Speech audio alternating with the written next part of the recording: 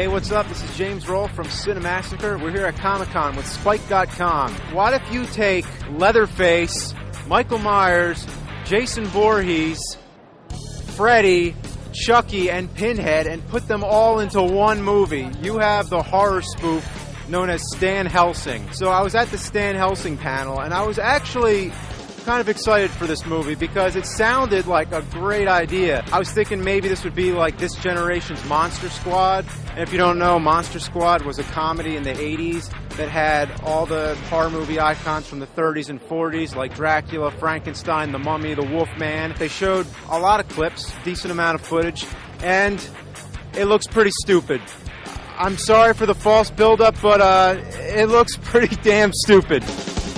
They had all the actors from Stan Helsing, and they were all great. So even if the movie's a piece of shit, the panel was fantastic. Most of the questions went to Leslie Nielsen, who, I don't really know how to explain this, but he had the inability to answer questions. He was good-spirited, and he was delighted by the fan base, but you would ask him a question, and he would just be like staring at the table or something, and then be like what? And then he would answer like chickens went off the roof or something just totally random that has nothing to do with the question. I was going to ask him, when will we see the other 2/3 of Naked Gun 33 1/3? My question, it didn't matter because it wouldn't have been returned, really. He didn't really have an answer for anything. So I don't know, but he was a really naturally funny guy.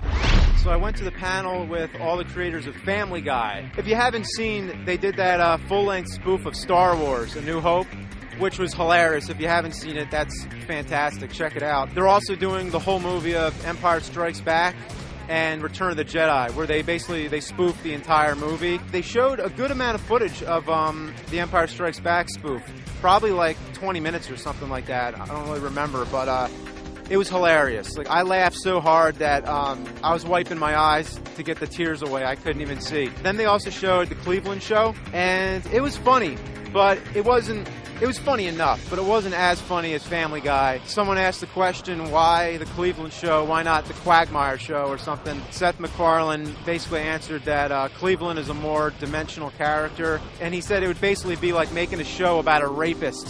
So on Family Guy, there's the question as to who would be replacing Cleveland, and Seth MacFarlane actually suggested Mr. T to replace Cleveland, but for whatever reason, it might have been a little too much for Mr. T, or the idea didn't really go through. It was kind of vague. They just left it there. It's just not happening, but it's a funny thought, though. So this is James Rolfe, Cinemassacre, and Spike.com joining forces here at Comic-Con.